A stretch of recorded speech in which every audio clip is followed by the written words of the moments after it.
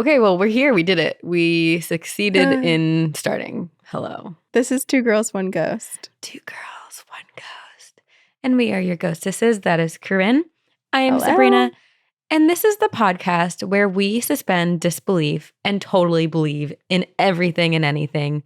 And it's fun. Why wouldn't you want to do that? Why wouldn't it's a you? great distraction from the world around us. Ghost stories are a part of our lives since we're children. Yeah. So why wouldn't we want to talk about monsters and fairies and ghosts and everything that could haunt us and just perpetuate fear even more than it already is? But also perpetuate blissfulness and peace and this beautiful stories and serenity that paranormal stories can provide us, especially if we've lost loved ones, if we've lost pets. Yeah. It is absolutely incredible how many messages our loved ones can pass on to us. And Corinne and I are of the mindset that if you've experienced something and you believe that what you have experienced is a paranormal encounter, then we too believe. And as long as no one's harming anyone, let's have some fun. Let's have some fun. That's why we're here. That's why we gather every single week. Let's take our tops off. And it is fun. I feel like the community agrees. Take your socks off. I said tops, but we could take socks off too. I'm just thinking about, it feels so good when someone just like puts their fingers between your toes, you know? I call it flossing. Okay. Oh, so nice. It's so gross. What? I disagree. I like it. That and the feeling of like someone putting their finger in your belly button is just the belly button. Horror. I'll never get over that. We've talked about this before on the podcast. It feels so bizarre. It feels so weird. But if you've never done it before, I think you have to, everyone, because you need to clean it out. It's more for innies than for outies. Oh yeah, I forget that people have outies. I've just like lived with such a deep cavern in my stomach for so long. Me too. I know nothing else. You can have an end to it. I truly don't think mine has an end. Me neither. I think it goes straight into my liver. Me too. And that's how it feels when someone touches it. It does. Ugh, ew, scratching the inside. So gross. Okay, pivoting away from our lint-filled holes in our stomachs. I keep having dreams of you, Corinne. Really? And I keep waking up and I'm like, what was that about? And it was kind of paranormally like did that happen to you? Like I feel like I needed to ask you, but I can't remember what they are. It's just so strange. So as soon as you wake up, you can't remember? You know, like when you wake up from a dream in the middle of the night and you're like groggily falling back to sleep, it's in that period of time. So I'm like not fully conscious. You need a journal by your bed so you can start writing them down. We can get to the bottom of it. I think I need like a voice note journal. Like I just need to have my phone ready to voice note because I'm too tired to actually write. Yeah, it takes so much longer. You should. Or you should just like go into the text to me or even text yourself and just do the like speech to text. That's a good idea. Tell yourself what happened. I'm curious because, you know, I mean, I wake up a million times a night. There's bumps in the night. I usually blame them on the house, just like being a house and settling. But maybe you're astral projecting into my house. And what if I am? We're just kind of hanging out together. Me awake and conscious. You asleep. Neither of us aware of what's going on. Delusions. Galore. I actually had to last night. I slept at my neighbor Peggy's house because I was dog sitting for her. And it was the first time I've ever slept in her place. And all of these are built in the 1900s. So they're over 100 years old. And I was like, what if this place is haunted? And I slept up in her attic, which is so cool and so well decorated. But nothing happened. Is it a guest bedroom? How does she use her attic? It is. It's like filled with books. I was gonna, you know what? Maybe I'll go record over there in her attic for the encounters that we record after this. You should.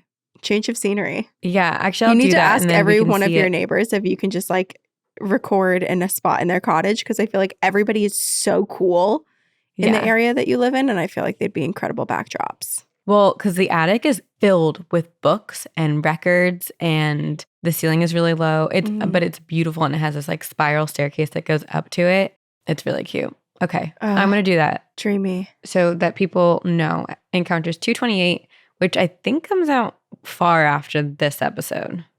Probably. I don't know. It's all around the same time that we're recording them because we have to. But for you guys, it'll maybe feel like it's far in the future. For us, it's in an hour from now. I feel like people can piece it together timeline-wise based on like my changes of hairstyles. Because I've been going through a lot. That's true. And neither of us really have consistency with our backgrounds either, because I'm constantly moving from room to room around my house. Like whatever corner I can get in that's not being touched, I'll be in. I'm constantly traveling. I mean, I think we've seen the inside of 1 million Airbnbs at this point. Mm-hmm. Oh, I'm wearing my Vermont Beekeepers Association hat. My aunt got it for me long ago because we have this running joke that she always gives me something pertaining to bees. And so now for years and years and years, every time I get a gift from her, there's a bee sticker, a bee item, a bee journal, like something to do with bees. Yeah. But I promised you a while ago, Sabrina, you asked me to keep you abreast in all the like new lingo. And there is... Oh, is there new? Yes, it's semi-new. It's been around for a while, but I saw another video on TikTok yesterday with it. And I was like, oh, I should tell Sabrina about this. Thank you so much. So that if you hear it, you'll know. Okay, so you know the show Rick and Morty? Yeah, I love it. Okay, so there's an episode of Rick and Morty where there's a girl over and she's looking outside and she's seeing the dad working like on his beehive with all of his beekeeping gear on. Mm-hmm. And she's like, wow, your dad is really hot. I want to bleep your dad, basically. So now from that clip, there's new lingo. Instead of saying someone's like a DILF or a hot dad or zaddy or whatever, people simply say he's of beekeeping age because that dad in that scene was a beekeeper. So if you see a hot dad out there, you can say, ooh, he looks like he's of beekeeping age. Okay, so that's so many words and so many syllables and so much more effort than daddy. Also, but daddy does give me the ick. So maybe I like certain people wear it well. Pedro Pascal, I think, is the only daddy that truly feels like daddy, you know? Yeah, because it's like he's hot, but then also like if he's unattainable, I'd also like him to be my father. Right, he's everything. He's the whole package. Whatever piece of Pedro Pascal you can have for yourself, you want. Yeah. You want to take it. You just store it in your pocket. Although I do love there's an interview where he's talking about, and I cannot remember their name, but the person who plays that girl on that show. They are also in Game of Thrones. Who did they play? They were a badass soldier. Oh shit. I didn't know that.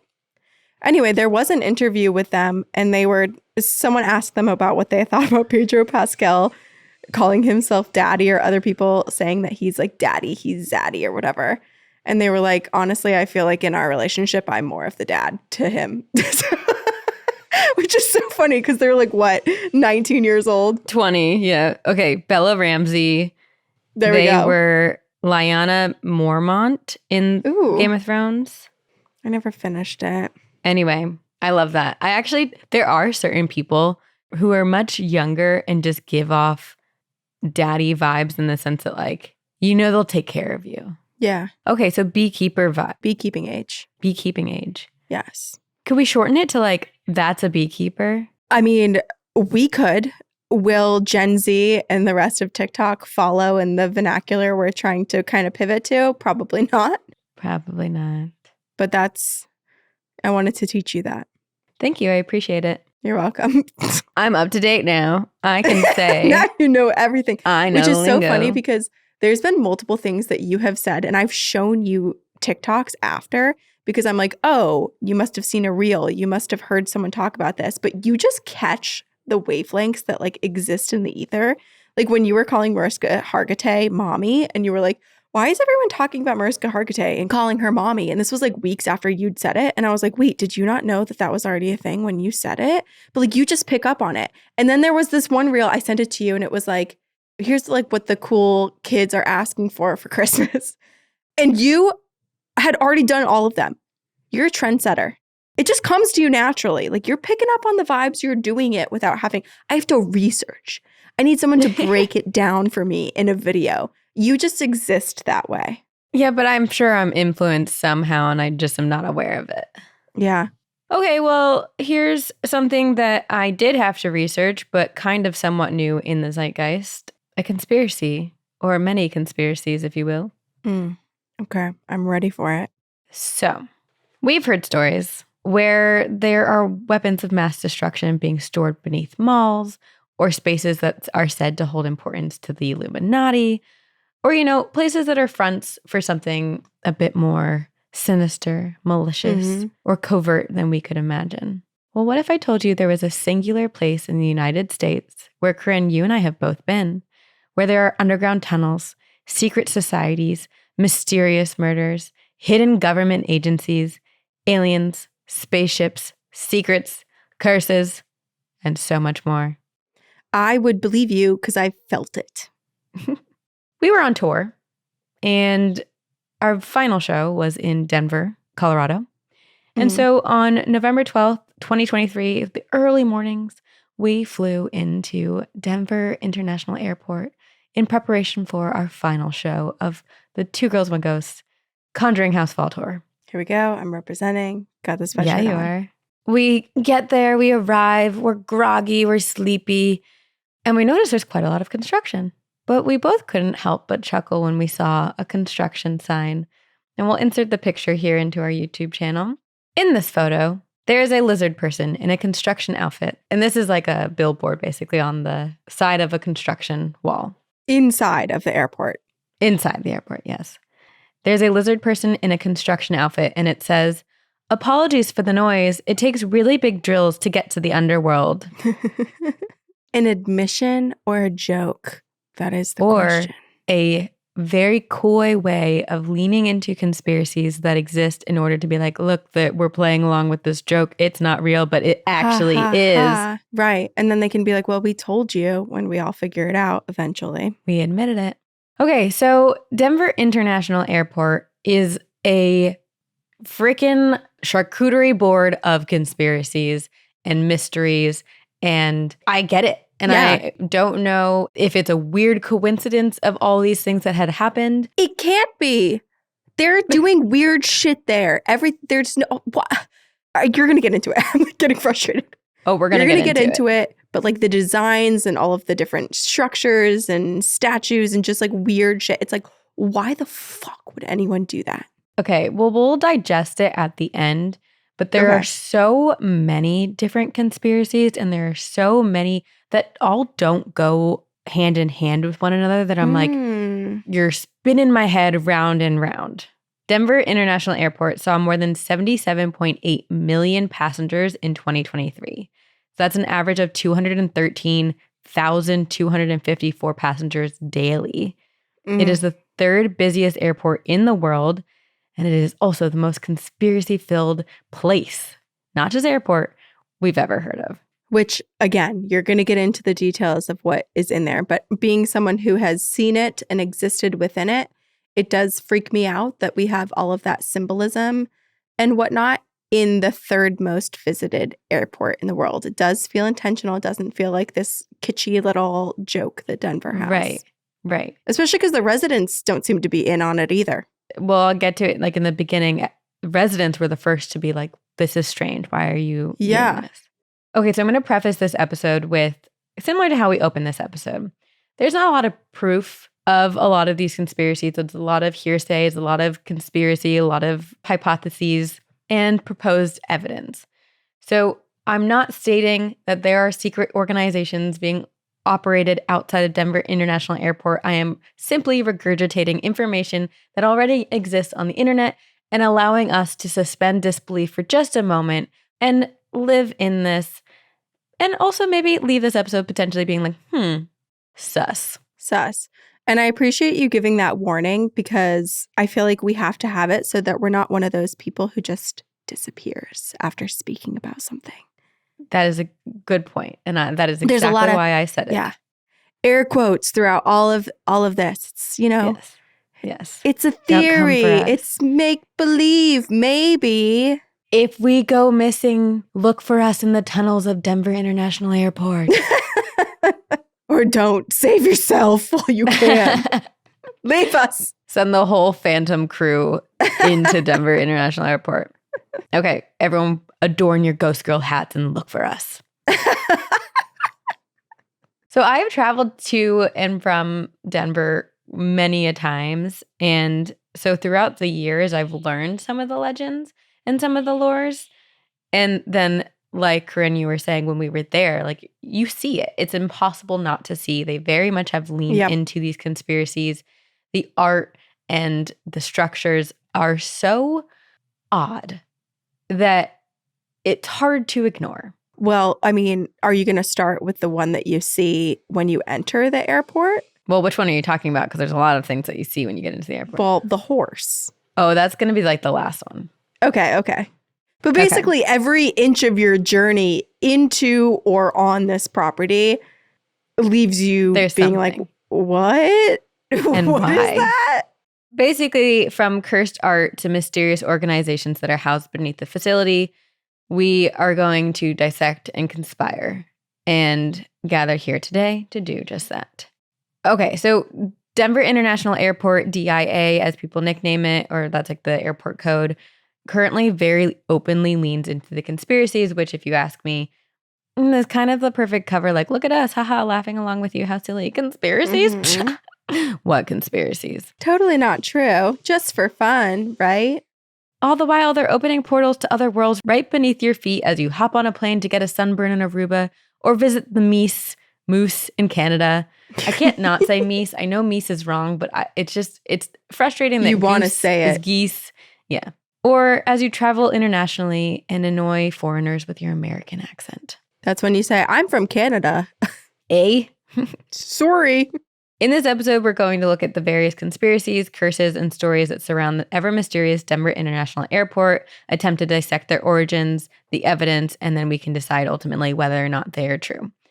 Okay. I can confidently say that this episode is just scratching the surface, and I probably have not properly captured every conspiracy that exists within this dimension because I don't think it's possible.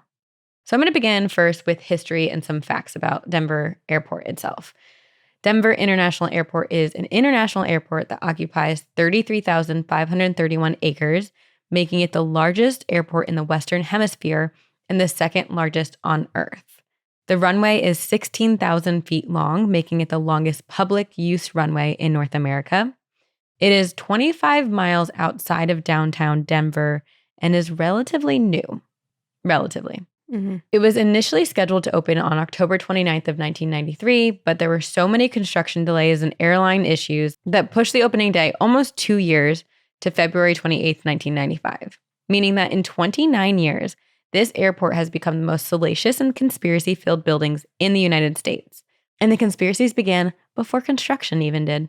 That's saying something. If there was some weirdness in the air and with the planning process from the very beginning, that people already started talking about conspiracies before they erected all the weirdness for us to witness inside, that it's like, I mean, I don't want to disappear, but if I put on my conspiracy hat, I would be like, this feels like there's some real truth to it. We should, for episodes like this, have tinfoil hats that we put on.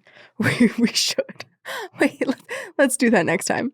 So according to a New York Times article, people were suspicious years prior to DIA even opening, because in the late 1980s, there was a proposal for a new airport to replace the Stapleton International Airport that already served Denver. So many people were like, why? Why do we need a new airport? This one's already here. And I guess basically they wanted to expand upon the airport, make it larger.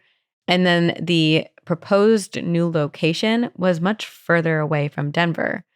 It technically wasn't even in Denver, and it's in a very remote location where there's never been construction or anything built before. Why? People were like, that's odd. It's a beautiful location. It's surrounded by the stunning snow-capped mountains, but people were like, we don't even need a new airport, let alone why move it such a far distance away? True. So this began whisperings. What are they up to? Are they trying to hide something? How deep are they digging? And this could easily be written off. So I'm going to kind of, as I go through these conspiracies, talk about why we could rationalize them. Okay. Basically, it wasn't easy to find such a vast amount of open space upon which you could build an airport. And there was a lot of concern. So some people were like, why not just add on to the Stapleton International Airport, which already existed? One, there were like a lot of neighborhoods surrounding that airport. And so there was a lot of concern about what construction would do, one, sound-wise, and then also traffic-wise. Yeah. And I think they ultimately decided, because of all these complaints and concerns, it would just be easier to start from scratch. And there also were a lot of like air traffic control issues with the runways and weather issues and delays that they wanted to construct new runways. That does make sense, though. My question is, do we know what happened to the old airport, what it's used for, or did we simply just create all of this man-made trash and then leave it there? It's like, I don't know. I didn't look that up. That's okay. That's a question for all of our local Denver listeners. Yes, let us know. Once construction began, more controversy was stirred up because construction was continuously delayed. And I think that's a typical thing. Anyone who's done even a house project knows it takes way longer than you anticipated. They give you a timeline, and then you're like, oh, actually, it's going to be 3 more months than they said. FAA regulations were blamed, but then there were multiple construction workers who were like kind of trying to whistleblow, and they were complaining of working on strange projects. Ooh, I didn't know this. So then again, this is a lot of hearsay. I couldn't find specifics, but construction workers were pretty much shown like very small portions of projects, and they were assigned, you're going to do this, but they wouldn't ever know what the whole picture of what they were working on was. They were instructed to build vast networks of tunnels underneath what would be the airport without any understanding of why. Workers would whisper during breaks, and slowly people started piecing together their various projects, and it felt as if they were building a major city underground, or at least the foundation for a major city, not for an airport. Well, I wonder if they were all struck with NDAs after there was this piecing of things together. Maybe they thought they could get around it, or it's just like, here's your one project, here's your one project. But then people started to whisper, and that's why we don't have the full story now. It's just rumors. That's interesting. I don't know. Another conspiracy on top of the conspiracy. This whole episode is conspiracies on top of conspiracies. And it's like, I'm sure I could dedicate my entire life to understanding and unraveling this entire airport and the conspiracies, and like finding sources of like when this was said and when that was said, to try to understand if it was like said before, or if like these are all after the fact comments. Yeah. Anyway, there was one worker that noted that there was an unorthodox amount of fiber optic lines being used, and that they were utilizing Teflon-coated fiberglass in the underground development that would counteract any ground-penetrating radar. So basically like something to disguise what was being underneath. It's an invisibility cloak. Yes. I did read a little bit about the architecture and the architect's planning of this project. And I think because and we'll get to this in a second, but like when you look at the design of the building, it is very unique. And I think they had to incorporate some more advanced, different construction technologies in order to build it the way that it is. But also, I mean, I feel like that's a lot of unnecessary money being spent. So it was their goal to kind of just like have one of the most unique buildings, or was it to create a functional airport? Because it seems like it doesn't make sense, the choices that they're making and the amount of money that they're spending just to create an airport. Sure, but if you're an architect and it's your passion and your art, I understand, hey, this is my project, this is what I want to do, and this is how I'm going to do it. Right, but then they're not the one approving the budget though, or the money. Oh, somebody else is. It is wild how over budget they get. Keep in mind, DIA was built between 1993 and 1995, far before the September 11th terrorist attacks and far before security advancements in regard to air travel. So like all of this underground, like radar protection, all of these things weren't necessary. Like it wasn't in response to trying to make air travel safer. Okay. Because that was my first thing. I was like, oh, is this just like they're trying to be really advanced and safe and make sure that like nothing can get by them. But I don't think that was really a factor. Yeah, especially because they're such a huge airport and they have so many people going through. you would think that would be something that and maybe they do consider it. Sure. It's just not a part of this conversation. So upon completion, they were $2 billion over budget. What the fuck? At first, I thought it said 2 million, and then I was like, wait a second, I have to count these zeros at 2 billion. That's upsetting to me. We don't need all that extra stuff at the airport. Like, use that for something else. Anyway, despite being built to expand upon the already existing airport that was the Stapleton International Airport, for some reason, DIA had less runways than Stapleton did, which people were like, that's odd. I can explain that in a second, but I'm just going to plant that there. Okay. Why build a massive new airport with fewer runways that is further away from the city center? Never mind any suspicions, the airport was completed and ready for business and officially opened on February 28th, 1995. And on opening day, they decided to bury a time capsule and erect a dedication stone to commemorate the big day. What is contained within the time capsule is not fully clear. What I do know, there was like a credit card, a Colorado flag, and some newspapers from the DIA opening day. But then everything else is a mystery until 2094. That's when we crack it open again? That's when we crack it open. Atop the buried time capsule is a dedication stone that has also stirred the conspiracy stew. Wait, can I interrupt for a second? Mm-hmm. I just got so sad because I realized we're going to be dead. We're not going to find out what's in the time capsule. We're 93, baby. So unless you and I are both 101 years old. Which we could be. Maybe. I don't know that I want to be, but we could be. I'm kind of having an existential crisis right now. If we travel to the planet Lanulos and come back, That's true. Maybe we could. Oh, okay. All right. Well, someone's going to have to break out a Ouija board and let us know what comes out in 1994. And if you youngins listening to us, please remember to speak to us when we are dead via the Ouija board. Yeah. Give us all the gossip. We need regular tea sessions where you tell us everything that's going on. We need to know all the new lingo. Yeah. The campfire stories is still going to happen, but it's you guys contacting us every Tuesday night. Wait, It's happening. Oh my gosh, we have to pass the torch to a new generation on our deathbeds, because I know that we will obviously be doing this podcast and campfire stories until literally the day we die. And they will every Tuesday. We give them the Ghost Girl hats. That's the passing of the baton. I dub thee the new Ghost Girl. Oh, I just got chills. Kind of like that. Ooh. Okay. So this dedication stone has stirred the conspiracy stew quite a bit. On this dedication stone, which if you're watching our YouTube channel, there is a photo here that you can look at. There is the Freemason symbol, which is the Freemason square and compass. It also mentions the New World Airport Commission, which, as far as anyone knows, does not exist. Apparently, someone said something similar did exist, and maybe this is a typo, it no longer exists. But listen, we could do a whole other episode on the Freemasons group because there are so many conspiracies about them. I think there's conspiracies of basically the New World Order and world domination.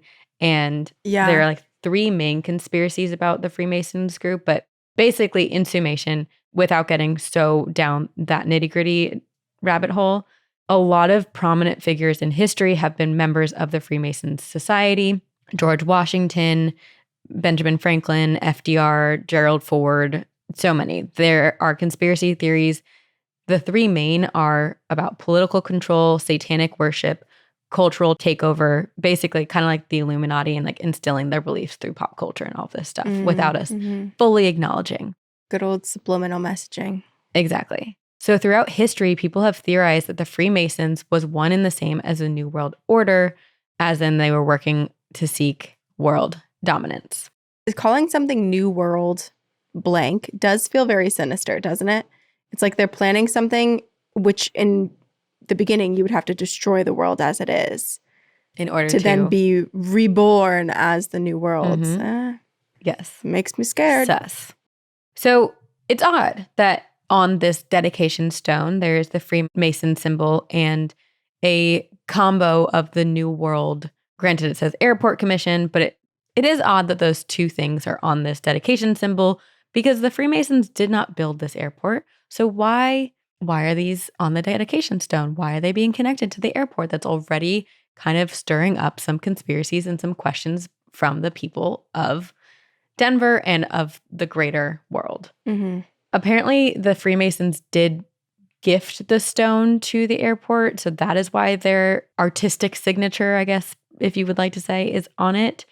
Or perhaps the Illuminati and the Freemasons and the New World Order control the DIA airport and there are lizard people living underground in the tunnels. I believe. What's the purpose of them giving the Denver airport a gift? Do they do that sort of thing regularly? I think they do that. I think. Okay. Yeah, Okay. I don't think that was like that weird. But basically, in addition to this small detail, I will say that there are so many places in the airport itself where there are more symbols of the Illuminati, of aliens. Strange oddities are seen throughout the airport, in art in the airport. And adding to this suspicion is, so basically, they said that all these underground tunnels were built to help support this brand new, state-of-the-art, new age technology of baggage transportation. On opening day, they launched this like new baggage system. And as bags start coming out onto the conveyor belts, it is chaos. It's like Smart House went insane in the movie where Smart House attacks. Like the bags are being thrown off the conveyor belts. They're flying across the terminals and around baggage claim. They're being shredded to pieces. What? And they stopped using this new technology because it failed. My God. So some people are like, is that actually a cover that they never actually wanted to use that, but they had to have like a accident to make it be like, this is why we're no longer using this anymore. So now we can use the tunnels for what we're actually trying to use them for. Smart. I mean, especially if they came out on opening day. Like, come on, really? Like, they didn't test it before opening day. It wasn't working before opening day. But I will say it does remind me of like when Disneyland first opened and it was one of like the most sweltering days and they had not nearly enough water. People's shoes, like high heels, were literally sinking into the pavement because it was so hot. Like, you know, I think opening day does Fire Fest reveal a lot of things that are not prepped properly. Or all the times, not all the times, the couple times during tour where you would have to sneak back onto the stage to fix some tech issue and you were like, I am not here. Pretend the show starts in 60 seconds. In addition to these small details, there are some more glaringly in-your-face oddities about the Denver International Airport. And I'm going to start with two that I think are commonly thought of as conspiracies. And I really do think, for me at least, they're easy to be explained. But also, that being said, why do I have to constantly explain things away? There's too many things happening at this airport. So the first, the architecture of Denver International Airport is pretty iconic and recognizable. The roof is a 240,000 square foot tent that is held up by 34 different masts and large enough to cover more than 4 football fields. Those who are looking for evidence to back up the conspiracy of the Illuminati or that the airport is run by secret organizations have pointed to these tents, these triangle-like shapes that are the roof of the airport, as a sign and a symbol of the Illuminati. Others believe it's a secret message to aliens that only if you're in space and seeing it from above that you can understand.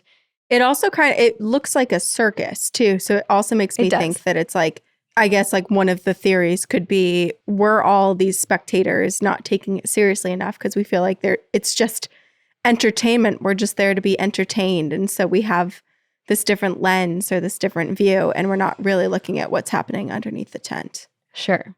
But I will say, when I was reading about the architect, I very much actually appreciate this because the architect, Jim Bradburn, actually wanted the architecture to acknowledge and be sympathetic to the original inhabitants of the land, the Native American tribes. Oh, okay. Before the airport was built, like this land was pretty much open space and had at one point in time been land that was owned and inhabited by the Native American tribes. So he envisioned this imagery of white teepees, white tents rising out of the landscape in a way that perhaps they did at one point. Yeah. The second aspect of the airport in terms of construction and architecture and the way it appears that it has come into question are the runways. If you remember, I said there are less runways at this airport than there were at the old airport, the Stapleton International Airport, and people were like, what's going on? Why? And then apparently, if you look at it from a Google map view, it appears to be in the shape of a swastika. What the fuck? I gotta look this up. I didn't know this part. Ugh! I can see it, but it is a little bit of a stretch, and there's a reason. Why? It wasn't a choice. I think it's like one of those things where, like, first of all, when they're building it, they're probably not looking at it from a Google like Maps view. And it's also like not perfectly like that. But with Stapleton International Airport, one of the biggest issues was because the runways ran parallel and were in the same direction, if there was any type of weather or wind changes and shifts, all the runways would be impacted in the same way. So with DIA, they built runways kind of like going this way, this way, this way, all directions, so that there were multiple options for both landing and takeoff for flights. Right. Okay, yeah, it does make sense. And also looking at a picture of it, like when I look at it and people draw with a line over Google Maps, I'm like, oh my God, it's a swastika. But then when I see something like this drawing that's online, I'm like, okay, this looks like a satellite or a windmill. It's a stretch. It's one of those things where like I could put a shape over something and be like, look, it somehow kind of fits. I sure hope, there's no actual real intention behind that. And then this is the thing. It's like how many now at this point, we're saying this is run by the Illuminati.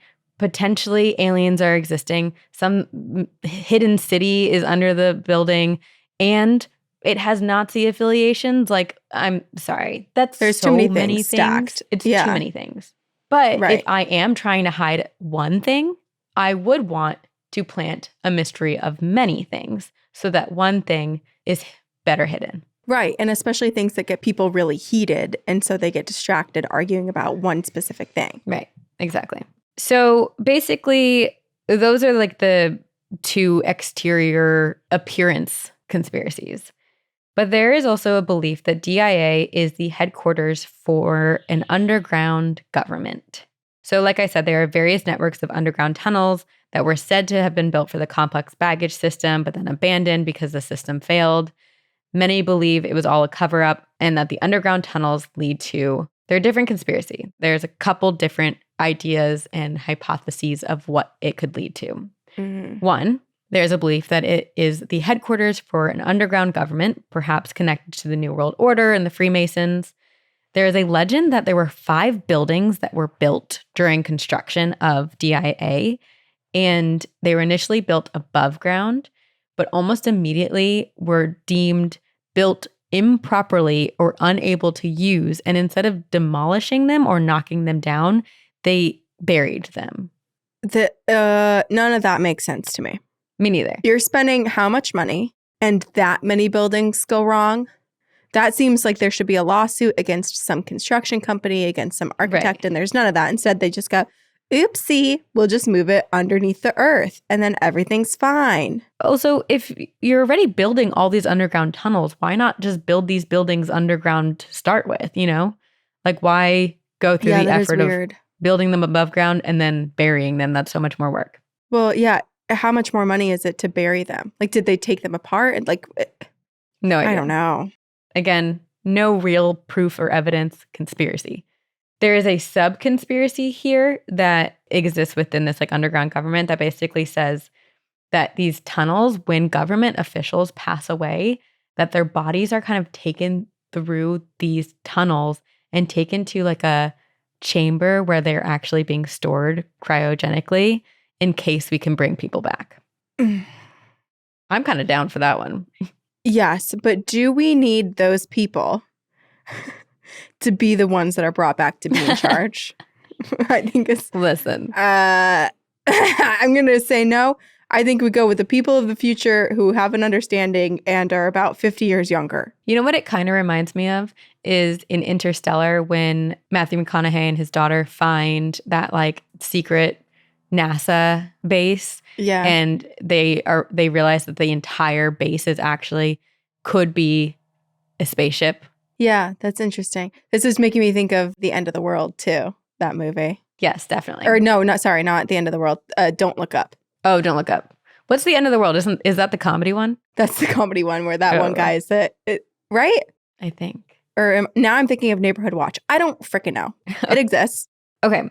A second theory about these tunnels is that they are actually leading to an underground bunker, and that underneath DIA is a bunker in case of the end of the world.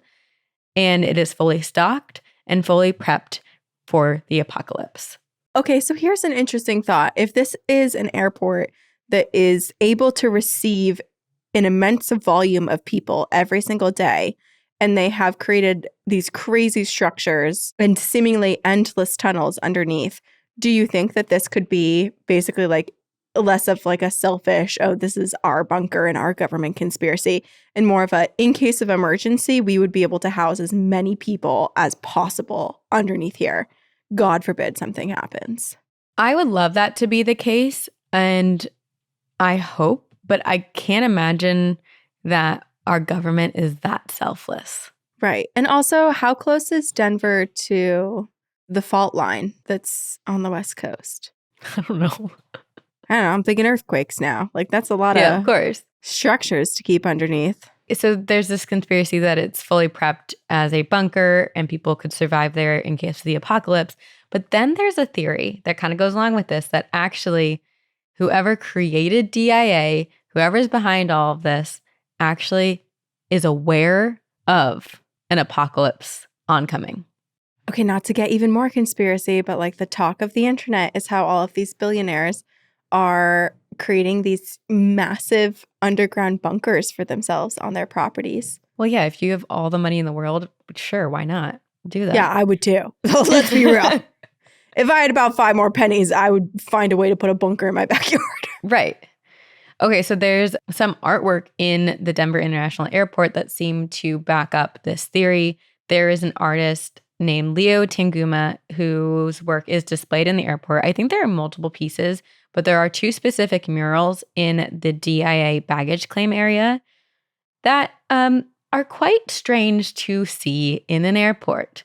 One is called Children of the World Dream of Peace, and the other is In Peace and Harmony with Nature. And we can put 2 photos here side by side as they are displayed in the airport on our YouTube channel. But the content within these paintings are horrifying.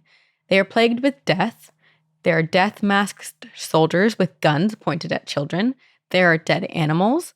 It looks like the world is destroyed. So some people are like, why is this in the airport?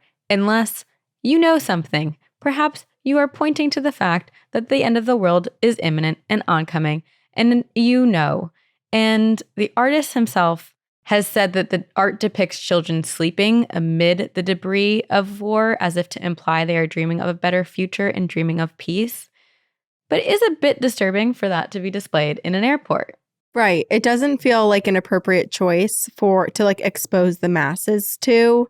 Right. Without their awareness. Like, it does feel kind of like it's better for an art exhibit and not someone who's maybe like, I'm thinking about just all the people with like PTSD from war too. Like, imagine just like walking through there and seeing that. Yeah, being at an airport and flying is already scary enough for people, but like that does seem like maybe not the best place for some messaging like that. Here's what's even more confusing to me is whoever was in charge of commissioning the art and the artwork for the Denver International Airport. Mm-hmm. I can't imagine that all of these artists are in on the conspiracy. Oh, so it's like, yeah, the person is sourcing things specifically with some imagery that will add to it, but it's not about the artists themselves. It's just they create these pieces and whoever is the art director is taking them, choosing them intentionally. Or like, how do I even put this? It's like, it's such an odd coincidence that all of these artists who are commissioned to make art for this airport somehow seem to mentally be in this place where their art is depicting such dark, disturbing imagery and ideologies that are leaning into the conspiracy even more, where it's like it feels too coincidental that it's either they're picking up on something in the air, Mm-hmm. they're being directed by someone who knows something, or this person just has a very disturbed interest in art. I don't know. But then it's like, who approved that? Like, all of these things, it doesn't lean on one person, right? Like, any decision that's made for a corporation or a huge project like this, it's not like one person is like, you're in charge of art, and that guy just like freely goes about and is like, I want that piece, Right. puts it up. There is a vetting process. There are huge groups of people that have to approve all of these choices. I know. Well, that's the other thing that makes that makes it hard for me to believe that there's such a conspiracy going on here, because how can that many people be in on it and it not be so openly talked about?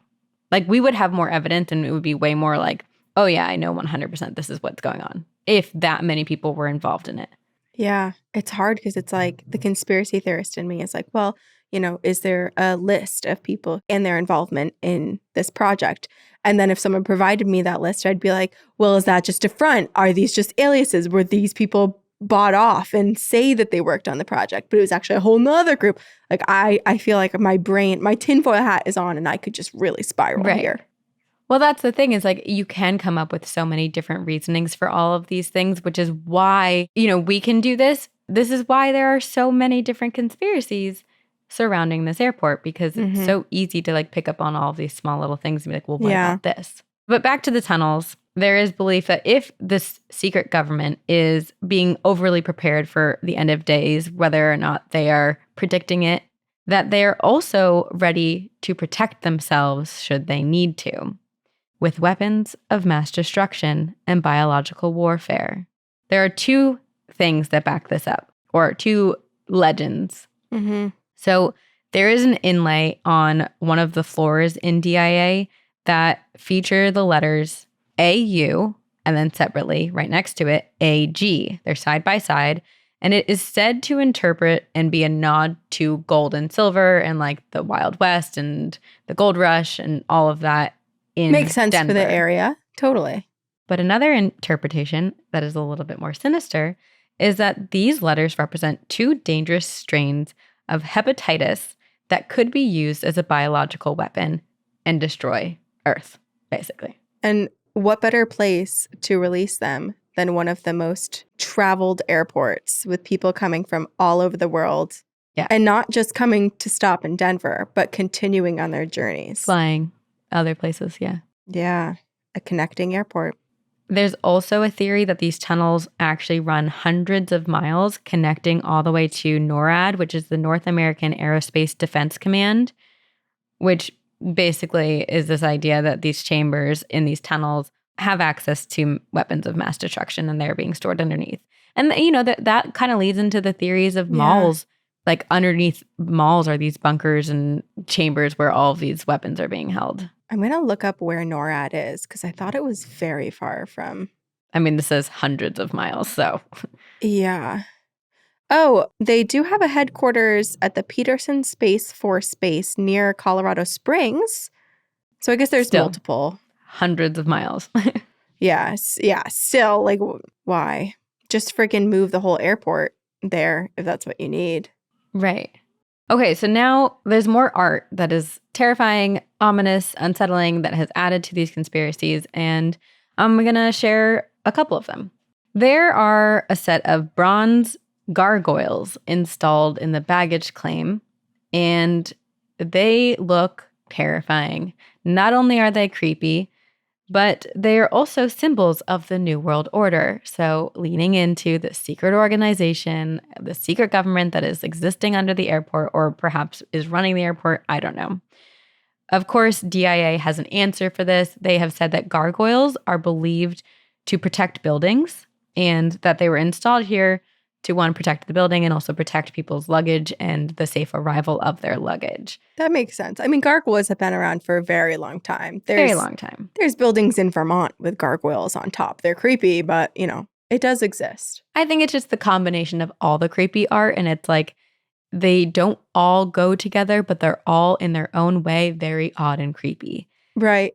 And also, it is interesting. I feel like a lot of airports have art installations and they cycle through. It's curious that with all of this kind of feedback and backlash that could be viewed as negative or carrying suspicions that they haven't just changed out the artwork.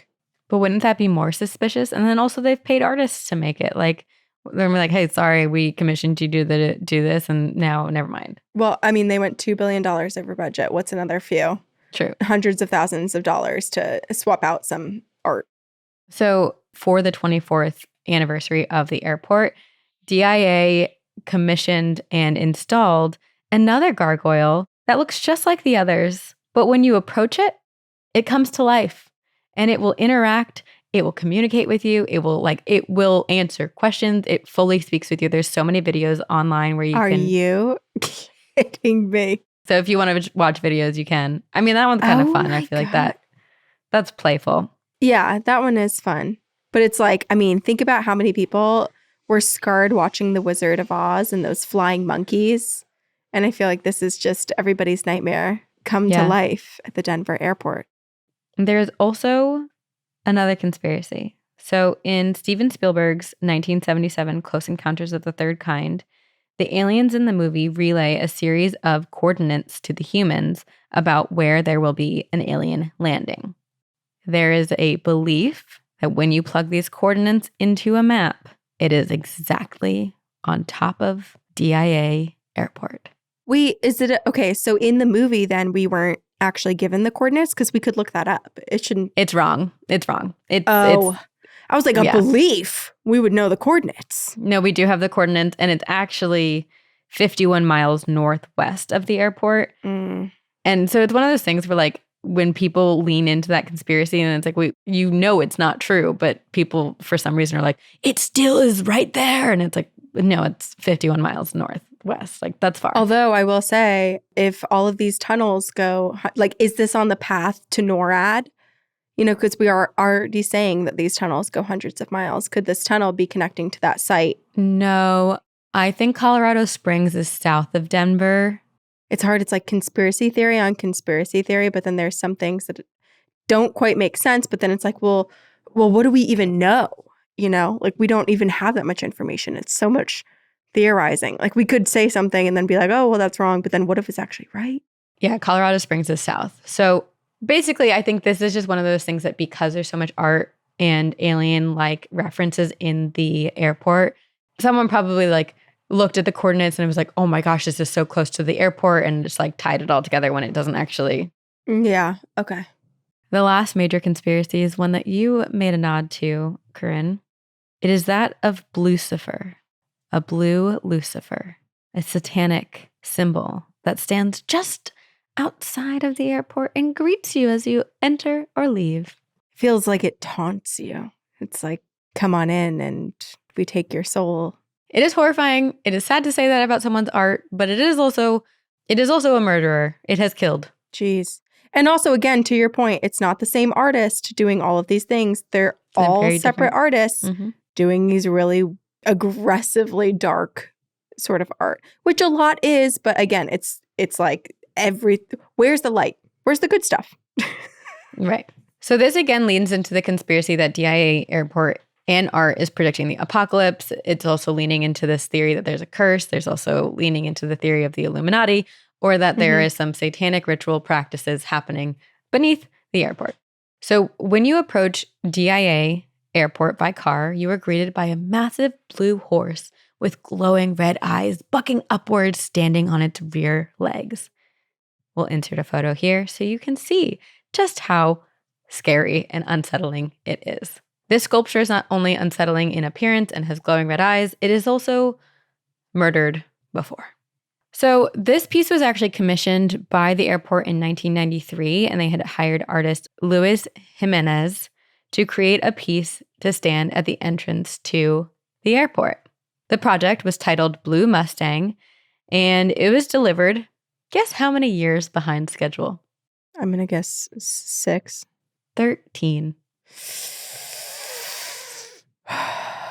It was also lavishly over budget, and it cost $650,000, and the artist, his life.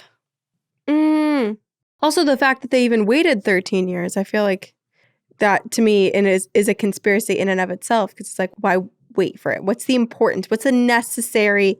Why is this I so know. necessary to have this one instead of just moving on to another piece and being like, I don't oh, know. okay, well, sorry. Maybe they had already paid him. Blue Mustang is 32 feet tall and 9,000 pounds. The artist sought to create a sculpture that embodied power and could start a dialogue that no matter what background you came from, the sight and scale of it would be striking and imposing. It was meant to represent the wild and powerful spirit of the American West. It was massive, a blue Mustang with glowing red eyes that represented leading the herd through harsh weather. As the artist was finishing the sculpture, the rear section became unhinged, fell atop the 65-year-old artist, crushed his leg, and severed his femoral artery, killing him almost instantly. Oh my God, that's horrific. So basically, he had finished it and he was assembling it and it killed him.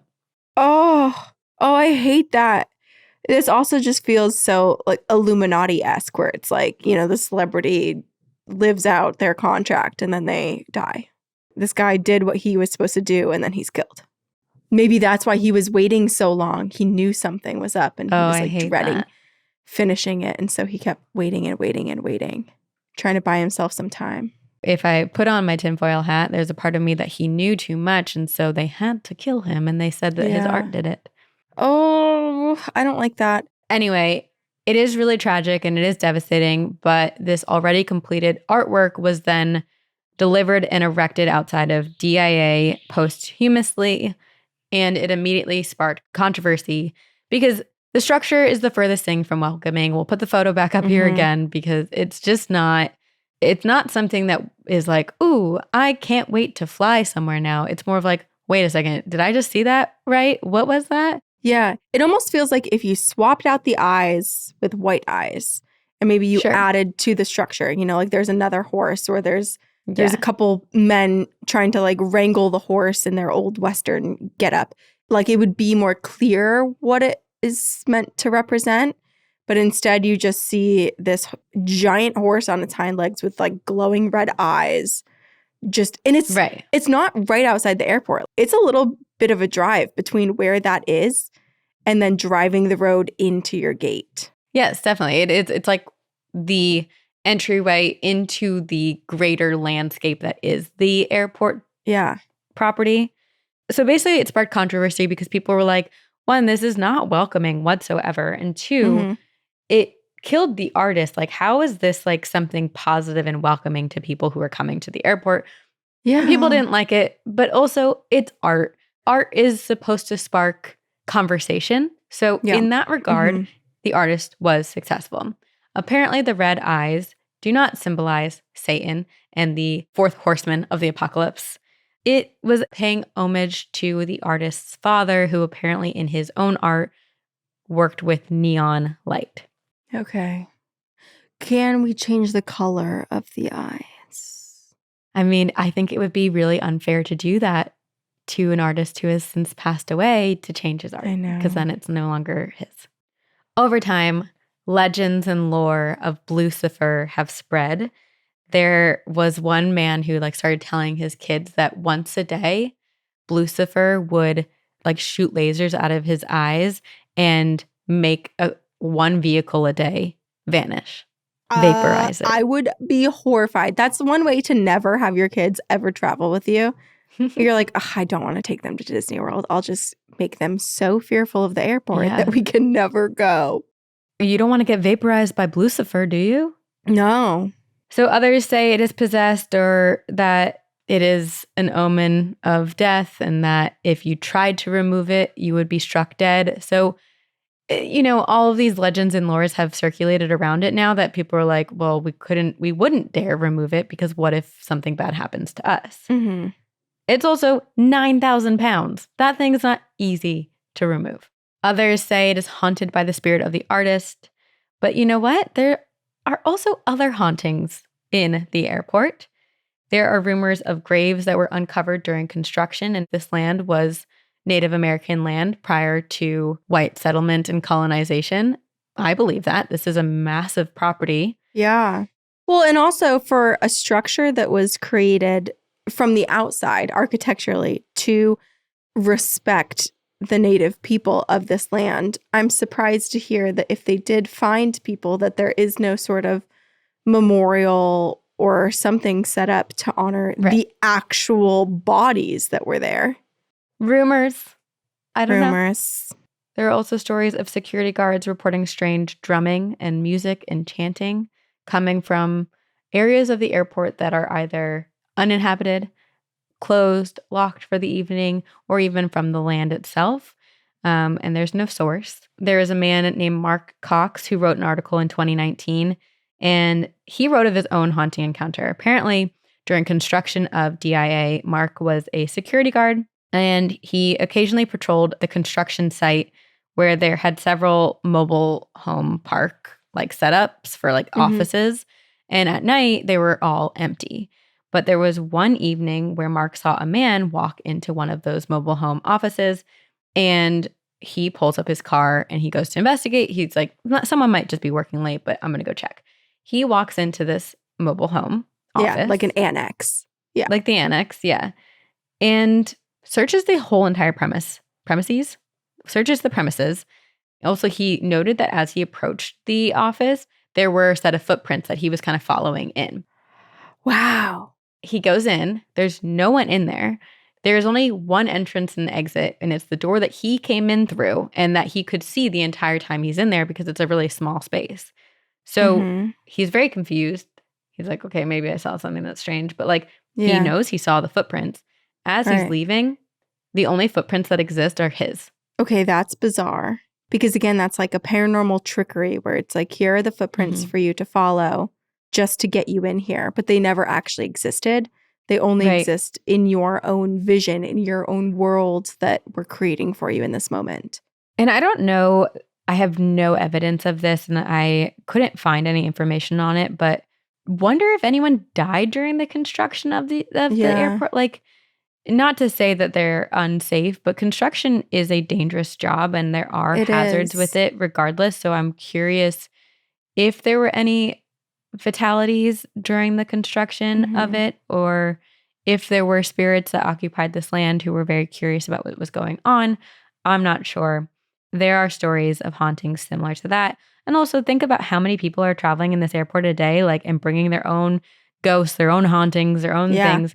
How do you decipher what is a ghost and what is a real human? That's what I was just thinking. Like, how many spirits do we see in malls and airports, at concerts, that we just assume is another person passing by us? We just don't know. Yeah. So in conclusion of this episode, the conspiracy theories have spanned 2+ decades since DIA first opened. There's the believed curse, the fact that the building seemed to employ mystic symbolism, and that it had numerous construction issues that to this day continue, which is why they have those posters that say, takes really big drills to get to the underworld. There's a lot of odd art and architecture, and it has all in combination with one another contributed to the paranoia and budding conspiracies. There are a couple things that we can be certain of, and we can talk about those, and then we can digest. So 1, there was clearly a significant mismanagement of funds and construction delegation. Whoever was in charge of the artwork definitely had a strange fascination with the macabre, or maybe their own agenda that they were trying to facilitate. Blucifer is terrifying, and despite its good intentions, it murdered its own creator, which to me is sus, capital S-U-S. 4, the conspiracies circling DIA were further spread when TV host Jesse Ventura featured it on his TV show, Conspiracy Theory with Jesse Ventura, and that aired on January 13th, 2012. It was the season 1 finale, and Jesse Ventura shared all these conspiracies of Denver International Airport and the theory that the artwork depicted a roadmap to the apocalypse. And once that aired, it truly just like opened the floodgates for all different types of conspiracy theorists and like Reddit forums and, you know, internet groups kind of ganging up and adding to one another's conspiracies. 5, and finally, if the airport and its backers have spent decades and billions of dollars hiding secret global infrastructure and secret agencies, why would they jeopardize it putting so much evidence and like leaning into it? Right. Well, it reminds me of another sign that we saw at the airport where it was like, sorry for the delay. The lizard people keep stealing our tools. Yeah. Yes. Because they 100% are leaning into it. And even the current CEO, Kim Day, he is like out loud and admittedly said, like, I'm going to lean into this and leverage all of these conspiracies as free marketing for the airport. I think in the last couple of years, they do like events. They had a screening of Close Encounters of the Third Kind. They had a alien-themed like Halloween party. They even opened an exhibit in the Jepson terminal that it's called Conspiracy Theories Uncovered, and they feature videos, artwork, props, and exhibit more theories and tantalizing, sinister, strange conspiracy theories about the airport. So what do you think? Oh, it's hard too, because it's like, yeah, they're leaning in. There's all this weirdness, but like Denver's also a weird place. You know, they're the first people to say like Denver's going to be a little weird. The people are a little weird. We like things that are a little weird. Being weird is okay. So maybe this is one of those examples of them just kind of like really leaning into that weirdness. It's strange for all of these things to be piled on top of one another and for it to be associated with an airport. Like, I guess if it were another type of structure, I would be curious, but an airport, because of how much access it has to so many different types of people, and there's airplanes, like things are always happening and coming and going, and it feels like the perfect place to kind of like cloak certain activity because there's so much hustle and bustle. It makes me suspicious. Sus. Okay, but let me ask if you can get behind my theory. Okay. My theory is that there is something being hidden beneath or within DIA, but not all of the things that are being said, but maybe perhaps one thing. Maybe, like I was saying earlier, like all these conspiracies added on top of each other are like a distraction to the one thing that is true. If you put so many different conspiracies, it's more likely that people are like, okay, there's no way all of that exists there. It's probably not true. If there were one thing that were true, I would believe there is an underground bunker for a potential end of days, or that these tunnels lead to something. That to me is the most believable. I agree with you there. But then on the flip side too, I'm like, well, why would you choose an airport, which is such an easy target, especially given the influx of people, like the volume of people that they see every day being what you said, it's like the third most traveled in the world or something like that. There's so much risk associated with having that many people, that many airplanes, just that much access to that area. Like, why would you put like a seed bank in like the Empire State Building? That doesn't make sense. Sure, unless like you said, it is a selfless act and it is like a caring for humanity. And if something were to happen, they could usher travelers in the airport into an underground bunker for safety. Yeah, I hope that's the case. Maybe they know something that we don't, like that lizard people or these weird alien creatures that will come and murder all of us one day, like those creatures from A Quiet Place, that they're maybe scared of horses. Maybe they hate fire.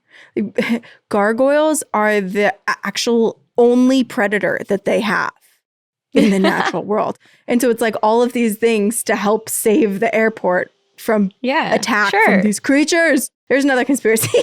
I mean, this is why we need our tinfoil hats, because we're building on top of the existing conspiracies. I agree. Wow. Denver Airport. You know what? I'm so glad you covered it because there are so many conspiracies. And I feel like when we were on tour, even now, like one of my friends was asking that I was just with this past weekend. And they were like, what did you think of the Denver airport? Because they knew that we went everywhere. And they're like, did you go to Denver? And I said, yes. And they said, what did you think of the airport? Because it is it's just so confusing and it is kind of freaky and scary. And there's no. Right. Like, it's one thing if this type of art is in a museum, because I think we're used to going into a museum and seeing art and like dissecting it and understanding it. So in my mind, it's like, okay, why can't we view an airport as a museum-like place? Because I'm sure if you go through the airport, not every single piece has this like unsettling, strange, apocalyptic, satanic, alien, intergalactic theme to it. Yeah. But because these are notably odd, they're the ones we hear about. And if it was in a different space with less controversy also attached to it, would we even think anything of it? Yeah, I'm not sure. It just feels so bizarre for an airport is really the thing. We should do a poll on our socials. Vote what you think is happening at DIA. We'll give you like 3 options. We'll say like secret government, like underground bunker, aliens, and then you two have lost it. We need to get you help. We're not alone in it. Let us know. We're definitely not alone in it. I just hated Denver Airport. I'm going to be honest. It was weird. It's a weird vibe. Not only was it weird, I understand that it's under construction. So like the way that we moved about the airport may not be like the end result of how they intend for people to move through. But I thought it was one of the most difficult journeys through an airport I've ever had. It was so confusing. Me and a whole other group of people kept asking like, where are we supposed to go? What are we supposed to do? It was absolutely packed. It was so fucking confusing. And I have traveled internationally a lot and have had a much easier time finding my way through an airport where there's literally no signs in English than I did traveling, just trying to find TSA pre-check at the Denver airport. It was like, do 60 laps and then it will magically appear. And I'm like, oh, okay. I hated that airport. My least favorite airport is Newark, New Jersey airport. It is just... Every time I've been there, it's under construction, and I travel there so much because that's where I fly into for my family. Yeah. Well, LA is so bad too. Ugh, I don't know. Airports are just... There was one airport that I really loved, and I can't remember what it was. It was like a very small town, small city sort of airport. I feel like they had like 12 gates, and I loved it, but I can't remember what it was. I do love a small airport. Yeah. I really think they should, and you and I talked about this when we were on tour, they should have workout studios in airports. They should. I mean, you have to be there 2 hours before your flight. Yeah. And I hate just sitting there. I'd love to just, you're all checked in, you're ready to go. You do an hour workout and then you board your flight. Yeah. Go to 30-minute power abs. Exactly. Do I think it's a great idea? I do. Would I ever do it? Absolutely not. I would. I know you would. Okay. When I was searching through our inbox to see if we had any stories from the Denver airport, we surely did, but none of them were actual experiences. It was people just alerting us to the weirdness of the Denver airport, being like, what the fuck is happening here? So appreciate that.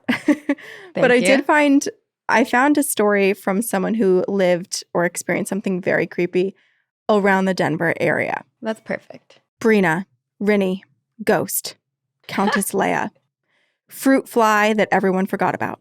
It's your sister from another mister, back with another ghouly tale. Also, I love that they memorized our childhood nicknames. I know, that's Sabrina really and Rinny. So cute. Although I have many a tale of my own to share, this one is actually from a close friend of mine, and it's too spooky, juicy, spajuicy not to share.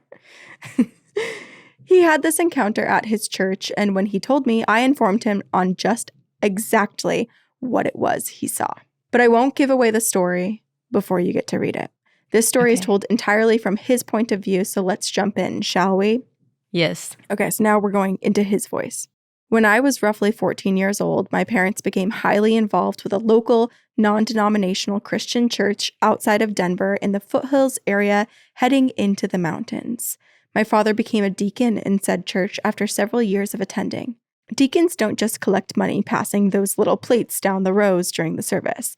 They also form a small committee that, along with the church board of directors, manages budgets, adjusts salaries, etc. This committee met at the church on the first Thursday of every month in the evening, roughly between 6 to 9 p.m.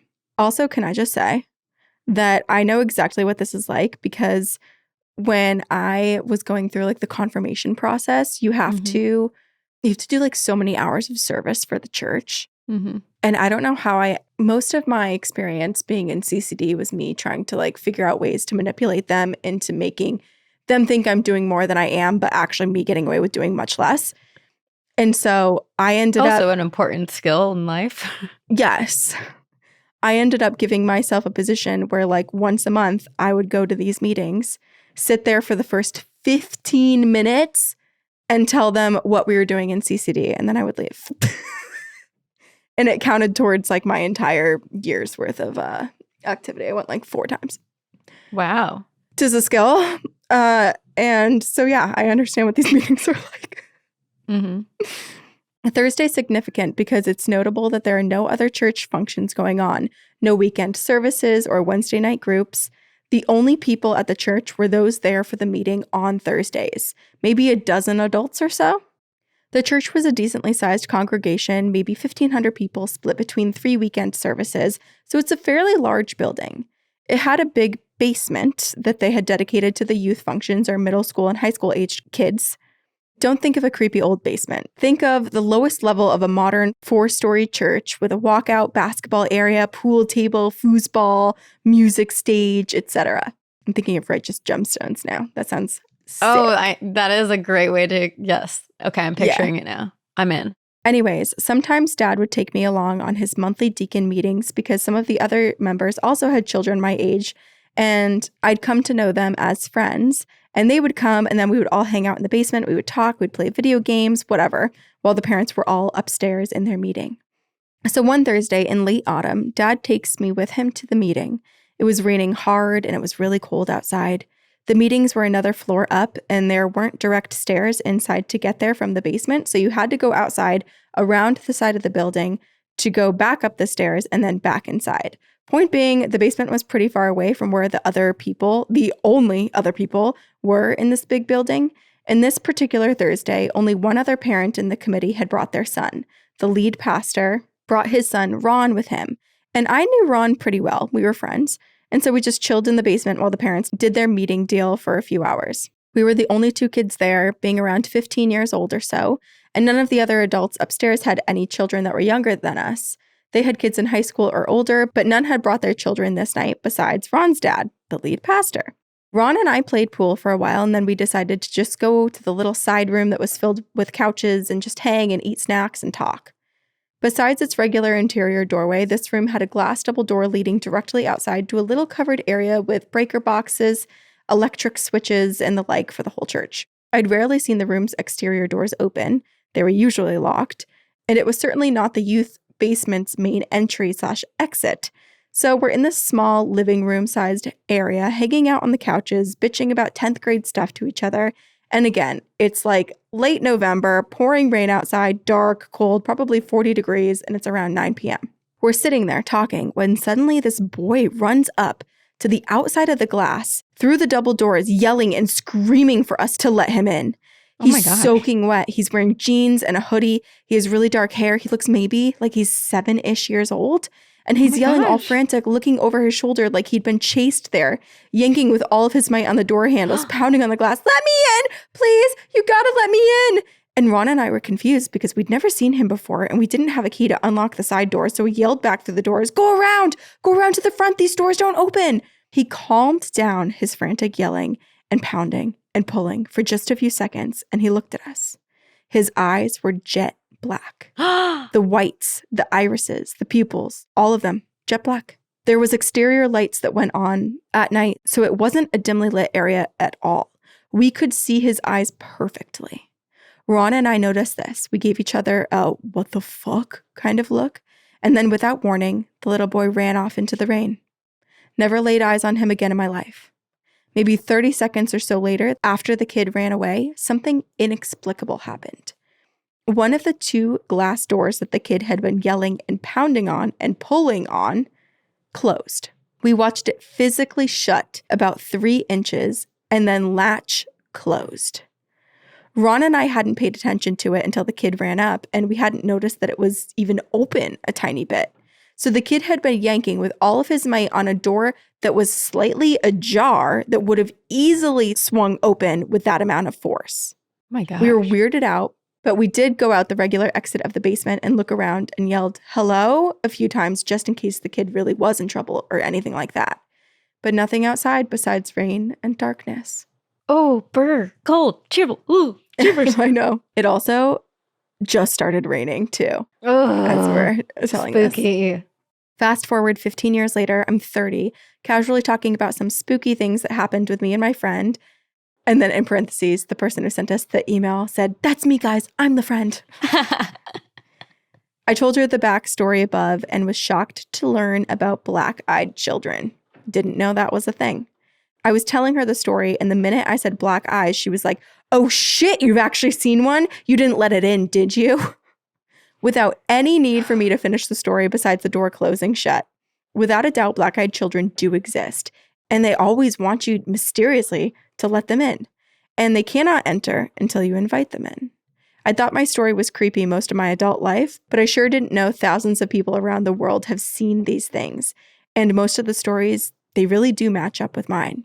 Several closing things I think are creepy in retrospect, besides the obvious about my story. Yeah, because everything about it's creepy. Yeah.